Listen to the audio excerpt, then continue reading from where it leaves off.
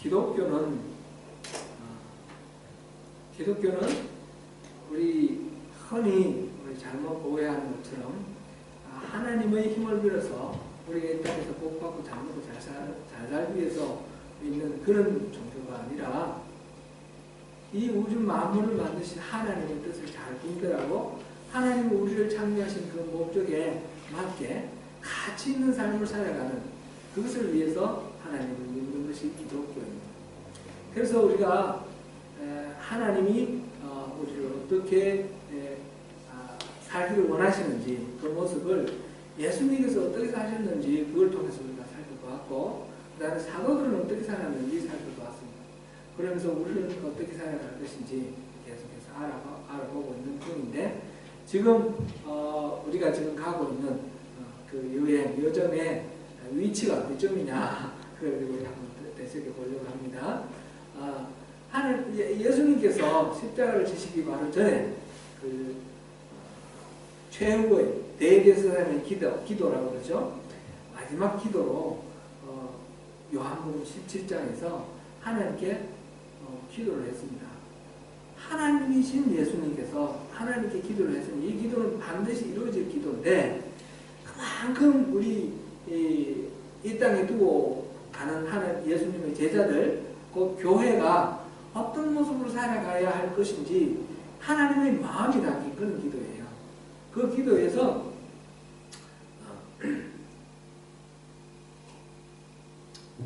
예수님께서 기도하신 내용 뭐죠? 그 내용 한마디로 말하면 기억나시나요? 네? 한 말씀 해보세요. 네? 네. 하나님과 예수님이 하나인 것처럼 우리가 하나가 되도록 우리 저 사람들 그러니까 예수님을 통해서 부름받은 사람들 예수님의 제자들과 그 예수님의 제자들을 통해서 복음을 들은 사람들 오늘날 우리들에게까지 모든 이런 그리스도인들 말하자면 하나님과 예수님과 우리가 하나가 되는 것. 그리고 또 그렇게 해서 우리가 거룩한 것. 그것을 예수님께서 구하셨습니다. 거룩한 것 하나가 되는 것을 위해서는 우리가 어떻게 해야 됩니까? 하나님이 뜻하시는 바를 우리 잘 분별해야지 하나님 뜻대로 우리 살아가면서 그 안에서 우리가 하나를 이룹니다. 그래서 우리 거룩함을 위해서 하나님의 뜻을 분별하는 것 그것을 우리가 살펴보았습니다. 묵상에 대해서 기도와 묵상을 이렇게 봤는데 묵상은 성경으로 기록된 하나님의 말씀 그것을 말씀을 묵상하라 하는 것을 우리가 봤습니다. 말씀 묵상할 때 우리가 묵상에 대해서 뭐 다른 데서 이렇게 배우는 원칙이 있죠. 묵상을 볼 때는 먼저 관찰을 하고 해석을 하고 적용을 하는 그런 방식입니다. 관찰은 이 성경 말씀이 기록된 내용이 무엇인가 그것을 알아내는 먼저 캐치해내는 거죠.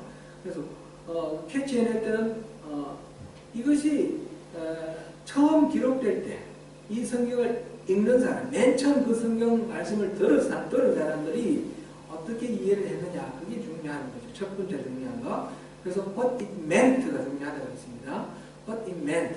그래서 첫 번째 성경을 그 관찰 포인트는 이것이 처음 말씀 전해질 때에 어떤 뜻을 전해졌는가 그것을 먼저 봐야 되고 그 다음에 두 번째로 볼 거는 이게 이제 해석인데 두 번째는 이것이 오늘날 이 성경을 읽는 나에게는 어떤 의미를 갖는 것인가 2000년 전에 이 성경이 사람들에게 반복 이 하나님 말씀이 전해질 때 그때는 어떤 뜻이었고 이제 이 성경을 읽는 내게는 또 어떤 의미를 갖는가 그게 중요하죠. What it means 첫 번째로 what it meant고 지금은 what it means 지금은 내게 무슨 말씀을 하고 계신 것인가 이걸 읽을 때 내가 뭘 캐치했는가 그것이 중요한 그러고 난 뒤에 그것을 이제 적용을 하는 것입니다. 관찰, 해석, 적용 이거는 이제 우리가 일반적으로 훈련을 받을 때 많이 묵상의 방법으로 많이 훈련받는 그런 내용인데 우리가 이제 이번에 묵상을 위해서 우리가 필요한 원칙을 또 새롭게 또 이렇게 생각해 본 것이 있습니다. 그것이 무엇이었습니까? 첫 번째로 성경을 읽을 때, 읽고 이제 우리 해석을 할까 하니까 읽을 때, 성경을 읽을 때 상상력을 활용해라. 그렇습니다. 소리 내어 읽는 것이 좋고, 근데 그런 거는 좀 부차지고 상상력으로 이 성경, 이 단순히 그냥 기록된 그 문자 그대로 읽어서는 충분히 이 상황이 처음에 기록될 때의 그 상황을 우리 이해하기가 어려우니까 상상력을 충분히 활용해서 이렇게 읽자 그런 말씀을 우리가 보았고요. 그리고 그 다음에 두 번째로는 우리가 그것을 기록하자. 세 번째로는 그것을 나누자. 이렇게 우리가 살펴보았습니다. 이제 성경 말씀, 하나님이 선지자를 통해서 기록하게 하신 기록된 하나님의 말씀, 이 성경 말씀을 묵상하는 것, 그것도 중요하고, 이제 네 가지 묵상이 있다고 그랬습니다. 기억나십니까? 첫 번째는 이 성경 말씀을 묵상하는 거라고 그러고, 그 다음에 기억나십니까? 이런 기억하기는 쉽지는 않습니다. 두 번째로는 역사를 묵상하라고 그랬고, 세 번째로는 하나님의 피조물, 하나님 창조하신 피조물을 묵상하라고 그랬고, 네 번째로는 상황과 사회적 상황과 환경, 이거를 묵상하라고 했습니다. 근데 이렇게 묵상하는 대상이 네 가지가 있는데, 이 역사나 사회, 이거에 대한 묵상은 잘못 건드리면 정치적으로 오해받을 수가 있어서, 그거는 제가 여러분들 각자에게 맡기겠습니다. 알아서 하시고요. 오늘은 자연에 대한 묵상, 이게 이제 좀 서론이 좀 길었습니다.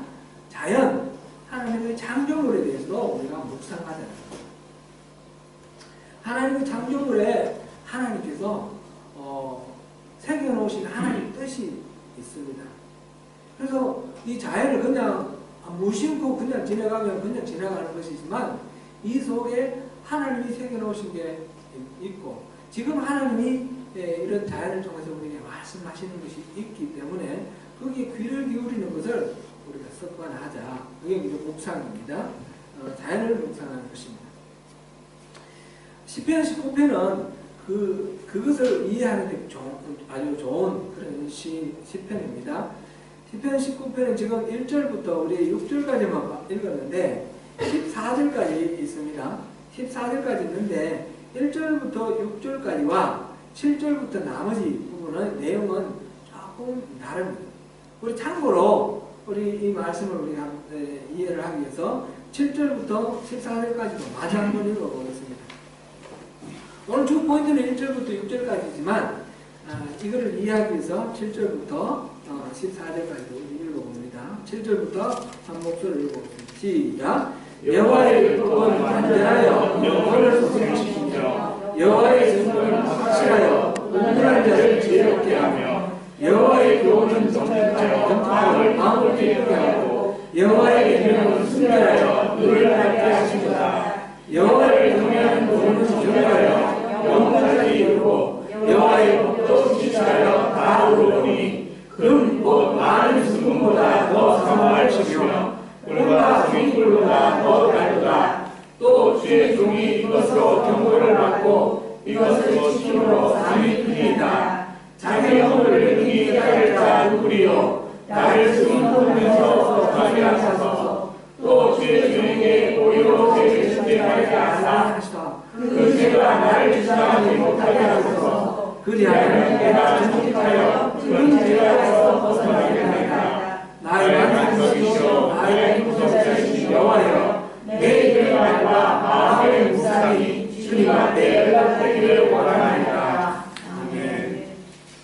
1절부터 6절까지는 하늘 또 해, 이렇게 자연을 통해서 말씀하시는 하나님의 그 말씀에 대해서 지금 찬양하면서 귀를 기울이고 있습니다. 그리고 7절부터 14절까지는 기록된 성경 말씀, 율법, 이렇게 율법으로 표현되었습니다. 율법이 얼마나 아름답고 위대한지, 율법이 하나님의 뜻에 뜻에 살고자 하는 우리에게 중요한 기둥이 되고 있고 중심이 되고 있다는 것을 여기서 의뢰하고 있습니다. 그러니까 율법은 완전하다. 완전해서 우리 영혼을 살려준다. 소생시킨다. 소생시킨다. 같은 내용이고요. 여호와의 증거가 확실하다. 그래서 지혜롭게 한다. 여호와의 교훈. 다 이 율법을 다르게 표현한 말입니다. 그죠? 여호와의 교훈은 정직하고 마음을 우리 기쁘게 한다. 여호와의 계명, 순결하여 우리 눈을 밝게 한다. 이 율법에 대해서 다양한 표현을 하면서 다양한 특징을 우리에게 얘기하고 우리 삶을 풍요롭게 만들고 바르고 지혜롭게 밝게 만드는 그런 것이 바로 율법이다. 하나님의 성경 말씀이다. 그렇게 기록하고 있으면서 우리가 모르는 사이에도 죄를 짓지 않도록 이 율법이 중심이 되어서 우리를 든든하게 세워주시고 또 허물에 빠지지 않도록 해달라는 그런 기도를 이렇게 이어서 하고 있습니다. 1절부터 6절까지 창조주 하나님을 찬양하되 자연을 찬양하며 7절부터 10절까지 율법의 아름다움을 노래하는 이 두 가지 성격이 전혀 다른 그런 것이 이렇게 결합되어 있는데 어떤 분들은 이것이 원래는 다른 시라고 그랬어요. 다른 시인데 결합됐다 그렇게 하기도 하고 원래 하나였다 이렇게 말하기도 하는데 일단 특징이 좀 다르긴 다릅니다. 하나님을 부르는 이름도 달라요.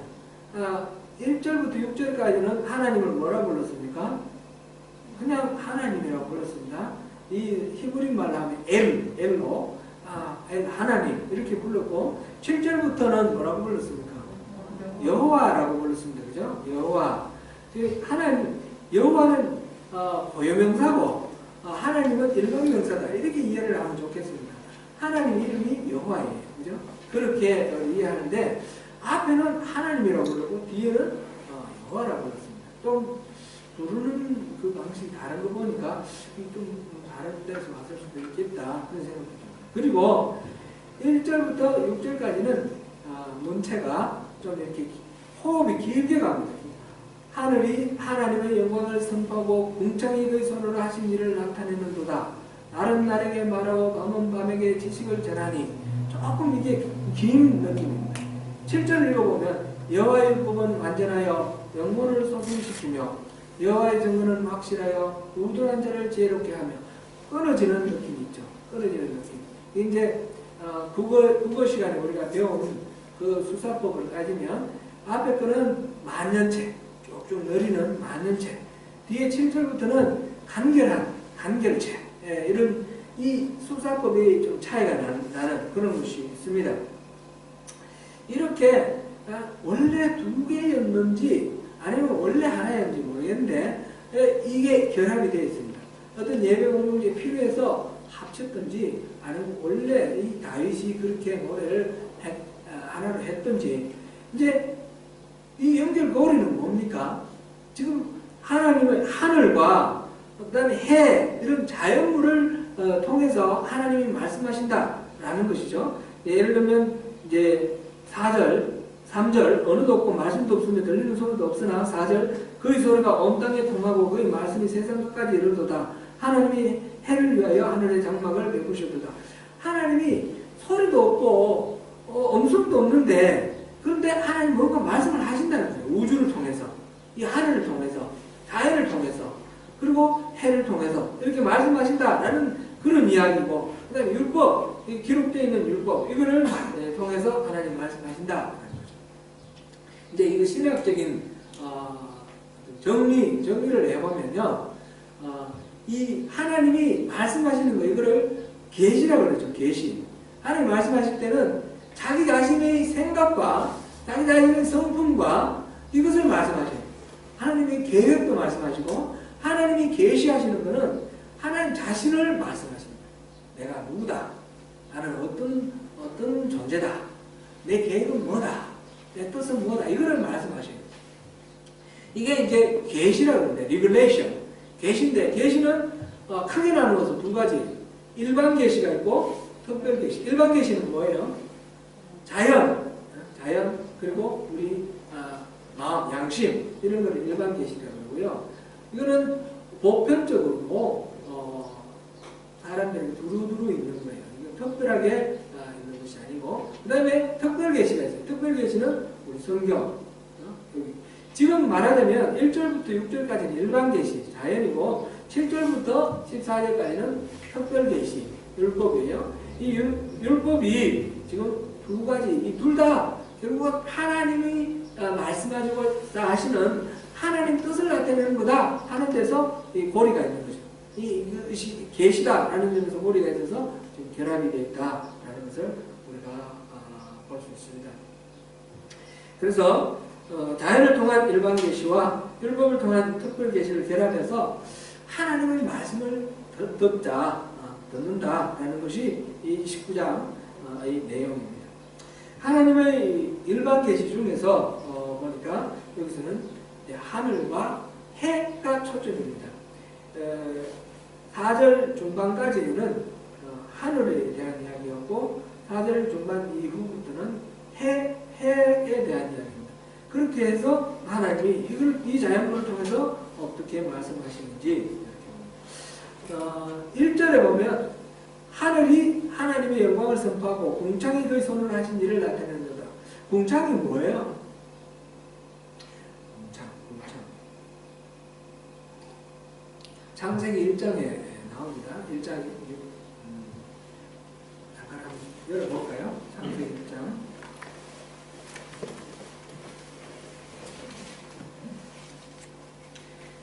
1절부터 8절, 6절부터 8절까지 한번 읽어보겠습니다. 창세기 6절부터 8절까지 시작. 하나님이 이르시되 물 가운데 궁창이 있어 물과 물로 나누라 하시고 하나님이 궁창을 만드사 궁창 하에 물과 궁창 위에 물과 나누게 하시니 그대로 되리라. 하나님이 궁창을 하늘이라 부르시니라. 저녁이와 아침이니 이는 질전이라. 물이 태초에 혼돈 가운데 물이 있는데 그 물을 나누었다는 거죠. 나누어가지고 그 가운데 빈 공간을 궁창이라고 했어요. 근데 궁창이 바로 하늘이에요. 하늘 위에 물이 있고 하늘 아래에 물이 있고 하늘 아래는 땅 위에 바다와 강 이런 모든 것 되겠고 하늘 위에 물. 이게 이제 뭐 창조과학자들 이야기로는 이 물이 쏟아지듯이 노아 때 홍수다 그렇게 얘기를 하는데 뭐 어떻게 이해해도 좋습니다. 어쨌든 간에 이 하늘이라는 것이 이 하늘하고 궁창이 같다 그랬습니다. 그죠? 그렇게 이해를 너무 복잡하게 이해하기는 어렵고 그래서 하늘이 하나님의 영광을 선포하고 궁창이 그의 손으로 하신 일을 나타내는 거다. 그럼 하늘이 지금 하나님의 영광을 선포하고 궁창은 하나님이 손으로 하신 일을 나타낸다. 그래서 뭐 이 하늘과 궁창은 각각 다른 존재일까요? 이거는 같은 하늘, 궁창은 같은 말이다 이렇게 하면 좋겠고요. 하늘과 궁창을 의인화시켜서 이 하늘과 하늘을 강조해서 반복해서 지금 하늘과 궁창 이렇게 표현한 거라 이렇게 하면 되겠고요. 이 하늘을 통해서 우리가 하나님의 영광을 볼 수 있다 이 말이죠. 이 하늘을 통해서 하나님 하신 일, 하나님 그 손으로 하신 모든 일들을 알 수가 있다는 거죠. 그것이 여기에서 하늘이 하나님의 영광을 선포하고 궁창이 그 손으로 하신 일을 나타낸다 이 말의 의미입니다. 이게 시죠. 지금 시편은 다 시입니다, 그죠?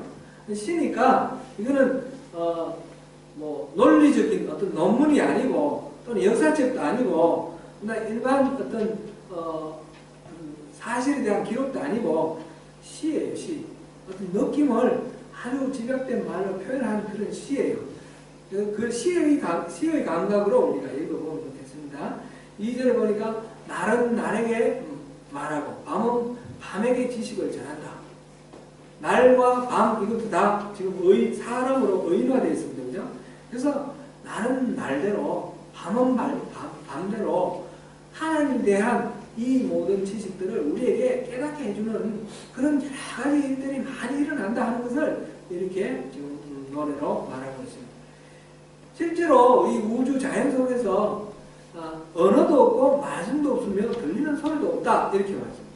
지금 자연히 우리에게 우리가 아는 말로 뭘 말하고 있는 건 하나도 없습니다. 그렇죠? 우리에게 뭔가 이렇게 소리가 하나의 음성 듣는다 그러니까 영어로 뭐 이런 식으로 누가 말해주는 거로 자꾸 생각을 하는데 그런 식의 이야기가 아니고 그 속에 담긴 의미를 생각해 보라는 거죠. 상상해보고 그 속에서 이 일을 통해서 하나님 뭘 나에게 깨닫게 해주시려고 하실까 하나님 마음을 생각을 해보고 그것을 우리가 받아들이자라는 것이 하나님의 음성을 듣는다는 말의 의미입니다. 여기서도 날은 날에게 말하고 밤은 밤에게 지식을 전한다. 언어도 없고 말씀도 없고 들리는 소리도 없다. 그렇게 말했습니다. 우리가 사람의 말로 모든 것을 말한다 그러면 참 지극히 이렇게 제한이 될 겁니다. 우리가 뉴질랜드 와서 이렇게 살고 있는데 뉴질랜드에는 공용어가 영어와 마오리어가 공용어죠. 우리 성도님 여러분들은 다 영어를 잘하셔서 큰 문제가 없을 거라고 생각되는데 저는 영어를 잘 못해가지고 굉장히 불편함이 많습니다. 요즘 이제 트레이닝을 받고 있는데 이 말하는 거를 못 알아들어가지고 반응이 늦다고 이제 또 이렇게 아주 심하게 질책을 당하기도 하고 혼이 나기도 하고 막 그러는데 이 말이라는 것은 한계가 있다는 거죠. 그 말을 잘 이해하는 사람에게는 잘 전달되지만 그 말을 잘 이해 못하는 사람에게는 전달 안 되는 수도 있어요. 그렇죠? 하나님이 우리에게 말씀하실 때는 이런 인간의 한계가 있는 이 말로 가지고 이렇게 했을 때 그 알아듣는 사람이 너무 적을 수가 있잖아요. 근데 모든 사람이 누구든지 다 알아들을 수 있는 그런 방법으로 하나님은 말씀하신다는 거죠. 그래서 말도 없고 소리도 없고 그런 가운데서 우리는 하나님의 말씀을 다 알아들을 수가 있다는 것입니다. 시간과 공간의 제약도 없고 또 이 언어의 어떤 한계, 능력의 이런 제한도 없이 낮은 낮대로 하나님의 영광을 나타내고 밤은 밤대로 또 자기 나름대로 하나님의 영광을 드러냅니다. 제가 이제 결혼하기 전에 제 아내하고 이제 데이트를 할 때 주일마다 교회 가는 게 굉장히 힘들었어요. 근데 저 사람은 주일마다 교회 안 가면 안 되는 사람이에요. 뭐 둘만 생각할 게 아니고 어려서 태어나기 전부터 믿던 사람, 저는 나중에 이제 이렇게 믿게 된 사람이니까 주일날 안 가면 안 돼? 그러니까 주일날 꼭 가야 된다는 거예요. 아니 주일날 나도 하나님 믿는데 하나님이 하시는 일을 우리 바깥에서 우리가 얼마든지 볼 수 있지 않냐. 그럼 하나님 찬양할 수 있지 않냐. 그래가지고 제가 막 끌고 다니면서 산으로 막 이렇게 다니면서 꽃을 한번 보라고. 이게 얼마나 신기하냐. 그러면서 그 토끼 풀꽃 하나만 봐도 너무너무 신기해요. 이렇게 뭐 하얗게 여기 방울처럼 있는데 이게 꽃이 하나냐 하면 아니에요. 꽃 하나하나 낱낱이 꽃이 있잖아요. 여기 끄을 때 열어보면 그 안에 암술이 있고 그죠? 수술이 있고 꽃가루가 붙어있고 있잖아요. 거기에 이 벌들이 날아다니면서 꽃가루를 서로 묻혀가지고 이렇게 열매 맺는 이 자연의 이치들을 보면 너무너무 신기한 게 많습니다. 이 식물들도 보면요, 자기들을 지키기 위해서 나름대로 예를 들어 벌이 오는 게 좋으면 벌을 부르는 향기를 뿜어냅니다. 그래서 벌이 찾아와서 그 수정을 하도록 합니다. 어떤 식물은 벌이 오면 안 되기 때문에 벌 오는 것을 못 오게 하는 그런 아주 다른 향기를 뿜어가지고 벌의 접근을 막습니다. 어떻게 알고 그런 걸 하죠? 참 신기하기가 이루 말할 수가 없습니다. 그거를 우리 진화론의 입장에서 자연도태와 생존 경쟁, 자연스럽게 모든 것들이 이루어졌다. 그래서 그 향기가 벌을 끄는 그런 능력이 있는 이 꽃이 살아남으면 그것이 남고, 그렇지 못하면 도태되고, 그래서 지금 현재 이런 것이 남았다 그러는데, 우연히 그렇게 됐다라고 얘기하기는 너무너무 신기하고 이해가 안 되는 부분입니다. 사람 되는 모습도 한번 생각해 보세요. 난자와 정자 세포 하나예요. 세포 하나가 만났어요. 근데 그게 만나가지고 그 다음에 이 자라는데 보면 뭐 일주일 사이에 다잖아요. 금방 얼굴이 생기고 몸이 생기고, 금방 또 눈이 생기고 코가 생기고, 금방 손가락이 생기고 발가락이 생겨요. 똑같은 세포인데 어떤 데는 손가락이 되고 어떤 데는 눈이 되죠. 그게 왜 그렇죠? 똑같은 한 세포가 너무 신기하지 않습니까? 이 세상을 바라보면 우리가 너무너무 신기하고, 이거는 설명이 안 되는, 하나님이 하셨다라고 인정할 수밖에 없는 그런 일들이 너무 많지 않습니까? 그렇죠? 나름 날대로 이렇게 하나님에 대해서 증거를 합니다. 밤은 어떻습니까? 밤하늘에 별들을 한번 잘 쳐다보십시오. 뉴질랜드는 이 하늘이 맑아가지고 별들이 더 선명하게 보입니다. 제가 어릴 때 시골에서 보던 그 별들 지금 여기 다 있습니다. 한국에서는 이제 불도 밝고 또 이렇게 공기도 흐리고 그래서 옛날같이 그렇게 별들이 안 보이는데, 우리 인간의 육안으로 볼 수 있는 그런 별의 숫자가 몇 개나 되는 것 같아요? 하늘에 있는 별 중에 우리 눈에 보이는 별은 한 4,000개 정도 된다고 합니다. 4,000개. 4,000개 정도 눈을 볼 수 있다고 합니다. 그냥 막 물에 뿌려놓은 것처럼 그래 막 뿌려놓는 그런 별들, 은하수, 그 별들. 근데 우리가 지금 태양계 안에 있지 않습니까? 태양계 안에 있는데, 이 태양계 안에 있는 우리를 포함해서 태양계가 속해 있는 은하, 우리가 보는 은하수 있는데, 이게 은하수가 우리 은하계예요. 우리 은하계에는 별이 몇 개가 있어요? 우리 태양계가 속한 은하계에는 별이 1,000억 개가 있다고 합니다. 1,000억 개. 그때의 별은 태양과 같은 항성을 말합니다. 태양과 같은 항성. 태양을 둘러보는 이 행성은 눈에 보이지 않으니까 태양계에 있는 행성들만 보이고, 그 다음에는 안 보이니까 다 항성들입니다. 태양이 1,000억 개가 있다는 거죠. 우리 은하계에. 그런데 이 우리 은하계 같은 은하계가 이 우주에 몇 개가 있느냐? 그게 1,000억 개가 된다는 거예요. 1,000억 개가. 우리 현재 과학으로 받을 때 우리가 지금 밝혀놓은 개가 우리가 속한 은하계가 1,000억 개의 별, 태양이 있고, 또 그러한 은하계가 1,000억 개가 된다. 우리 은하계에 가장 가까운 은하계가, 다른 은하계가 뭐죠? 안드로메다. 그죠? 안드로메다가 가장 가까운 다른 은하계예요. 그럼 별 하나처럼 보이는데, 별 하나가 아니라 그 안드로메다, 거기는 1,000억 개의 별이 들어있어요. 그게. 태양이 1,000억 개 있어요. 안드로메다 하나에.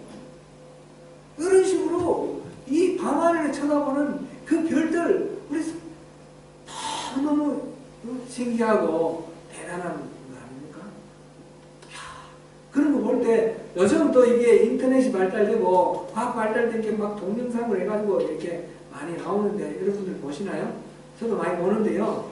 볼 때 뭐 이 태양하고 지구하고 크게 비교하고, 그 다음에 다른 별들 비교하는데 너무너무 우리가 작아 보이고 보잘것없어 보이고 초라해 보여요. 우주가 그렇게 크고 어마어마하다는 거죠. 그걸 누가 어떻게 이렇게 만들어졌죠? 그 저절로 만들어졌다고 이렇게 과학 시간에 그렇게 배우는데, 저절로는 만들어질 수가 없어요. 과학이라는 것은 반드시 원인과 결과가 있어야 돼요. 원인과 결과가 있어야 되는데, 원인이 있어야지 결과가 나와요. 지금 어떤 결과가 있다 그러면 원인이 있어야 되잖아요. 원인이. 그죠? 지금 우주가 이렇게 있는데 이 우주가 있는 원인은 뭐예요? 과학으로는 그거 설명할 수가 없어요. 그러니까 과학은 이 원인과 결과가 없으면 이거는 과학이 아니라고 그러는데 그런 원인을 가정하지 아니하고 결과를 믿는 가장 비과학적인 방법으로 이 우주를 이해를 하고 있어요. 말이 됩니까?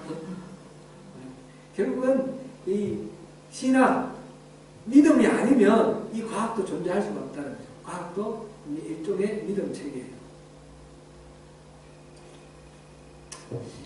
이 어마어마한 우주, 하늘에, 밤에 하늘을 쳐다보면 하나님이 그 어마어마한 우주를 통해서 우리에게 하나님 얼마나 위대하신 분인지, 이 어마어마한 우주를 만드신 하나님이 어떤 분이신지 우리에게 알게 해주시지 않습니까?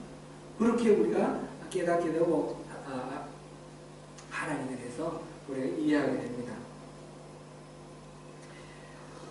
이사야서 66장 1절부터 2절까지 우리 한번 잠깐 보겠습니다.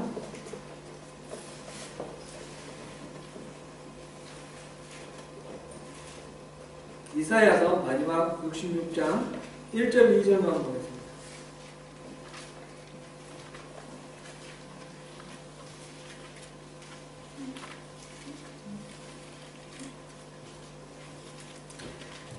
(1절 2절) 같이 읽습니다. 시작. 여호와께서 이와 같이 말씀하시되 하늘은 나의 보좌요 땅은 나의 발판이니 내가 나를 위하여 무슨 굴을 지으랴. 내가 당신을 쳐서가 오느냐. 나 여호와가 말하노라. 내 손이 이 모든 것을 지었으므로 그들이 생겼느니라. 물은 마음이 가난하고 심령에 통해하며 내 말을 듣고 떠는 자 그 사람은 내가 돌보리라.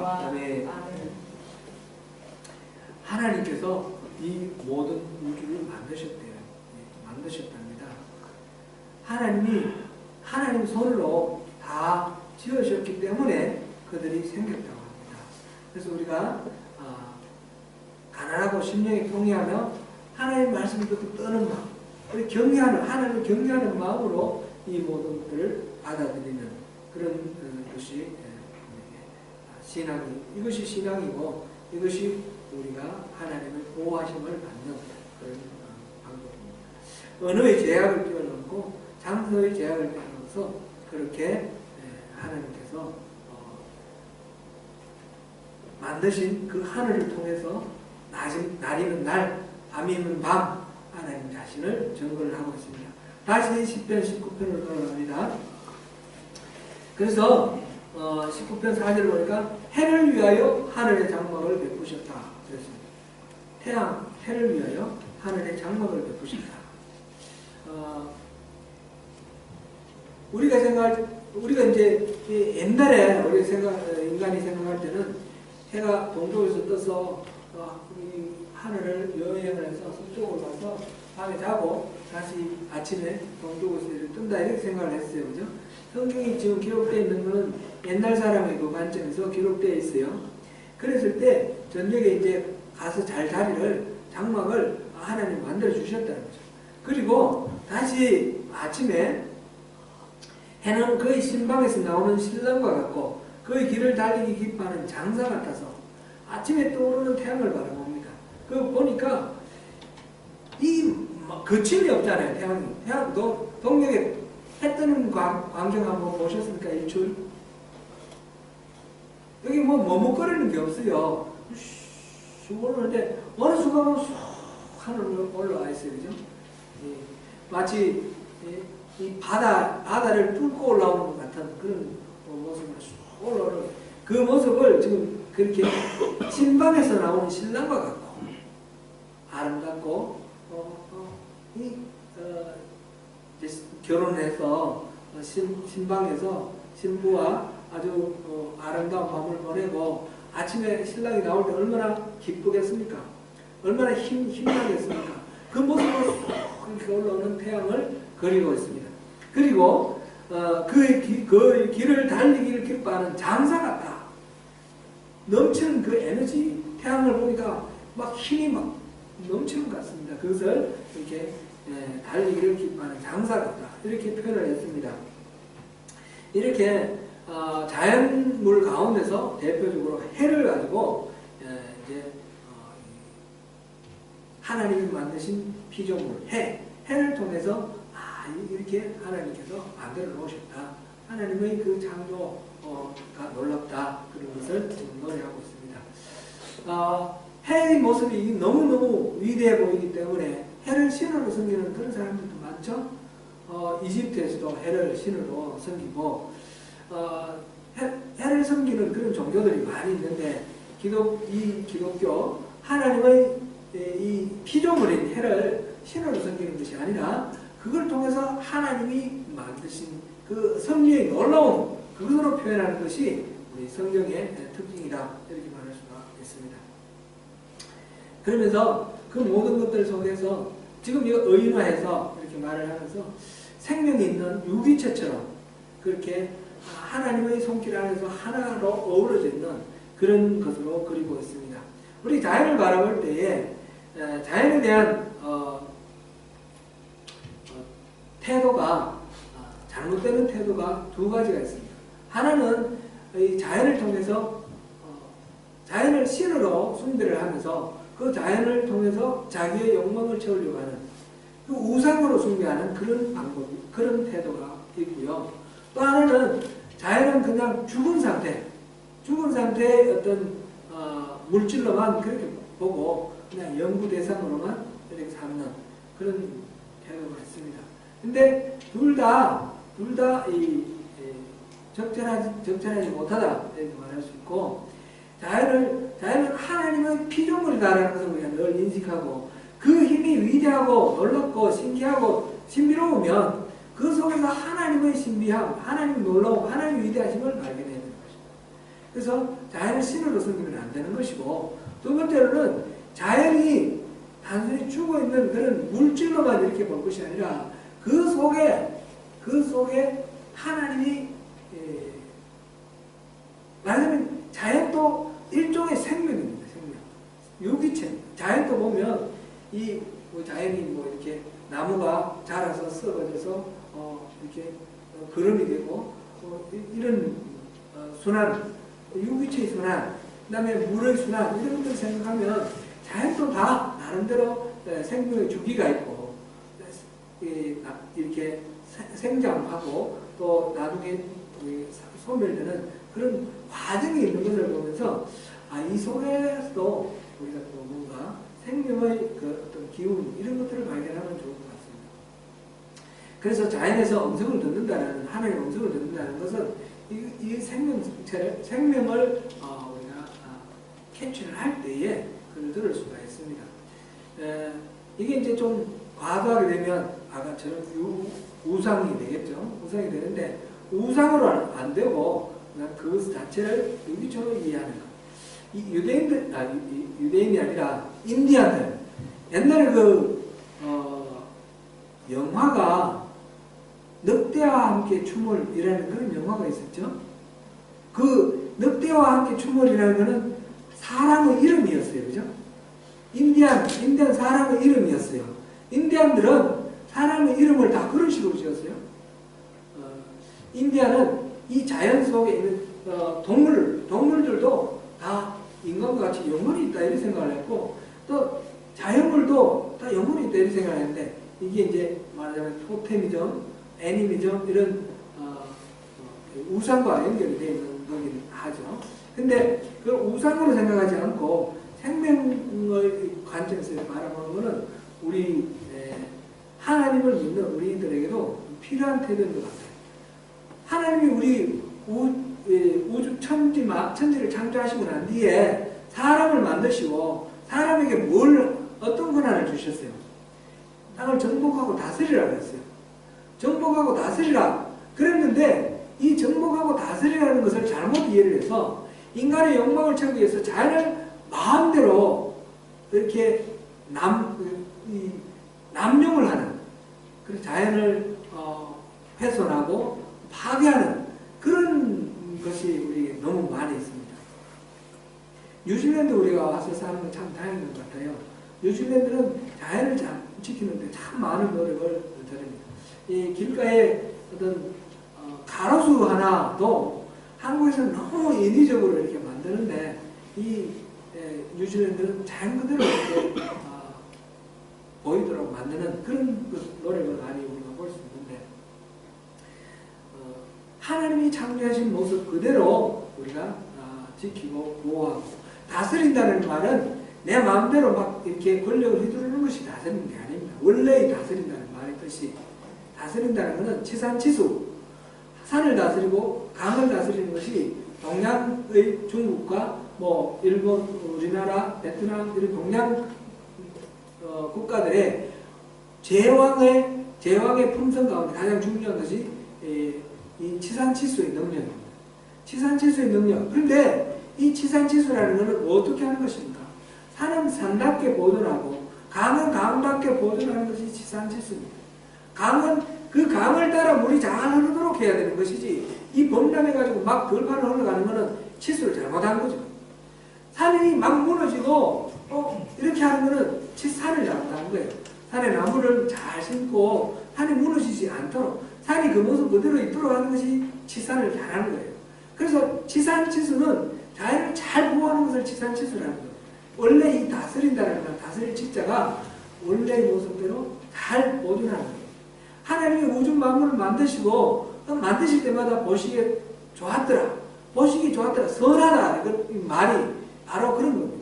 원래 창조 의도대로 잘 되는 것이 선한 것이고 그것이 좋은 겁니다. 그래서 우리가 이 자연도 하나님 만드신 원래의 모습 그대로 우리가 유지하고 보관하면서 그 속에서 하나님의 그 뜻과 마음을 발견해내고 그 자연을 통해서 하나님과 우리가 대화하는 이것이 중요합니다. 묵상은 하나님 말씀을 성경을 그래 직접 묵상하는 말씀을 묵상하는 것이 있는가 하면 이 자연물을 우리가 묵상하면서 자연물 속에서 우리가 하나님의 음성을 듣는 것이 또 자연을 통한 묵상입니다. 여러분 오늘부터 한번 관심을 가지고 자연을 통해서 하나님을 한번 만나보십시오. 이거는 그냥 우리가 일상의 바쁜 과정 속에서 허겁지겁 살아가면 할 수 없는 일입니다. 우리 스스로 여유를 가지고 바람 소리가 들릴 때 이 바람 소리 그냥 스쳐 흘러 들어버리지 마시고 이 바람 소리 속에서 뭘 우리가 들을 수 있는지 꽃을 바라보면 꽃 속에서 무엇을 바라보는지 새가 우짖을 때 그 새 소리 속에서 무슨 소리를 들어야 할지 모든 이 하나님의 피조물 속에서 우리 시간 있으면 그런 거 한번 해보면 좋겠는데 우리 나중에 야외 예배를 할 때나 또는 우리 정교회 수련회 할 때나 한번 실습을 해봤으면 좋겠어요. 우리가 자연을 통해서 하나님의 음성 듣는 거 연습해보고 실습해보고 오늘부터 한번 해보십시오. 그때까지 기다리지 마시고 이렇게 꼭 자연이 아니더라도 인공물이라도 좋습니다. 지금 밖에 나가셔서 첫 번째 만나는 어떤 물체를 바라보면서 그 속에서 하나님이 뭘 말씀하시는지 한번 들어보려고 한번 해보십시오. 들릴 수도 있고 안 들릴 수도 있지만 우리가 그런 마음을 가질 때에 우리 마음에 여유가 있어요.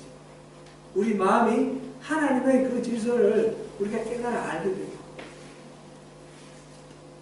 그러면서 하나님의 뜻을 알게 됩니다. 그것이 우리가 자연을 통한 묵상입니다.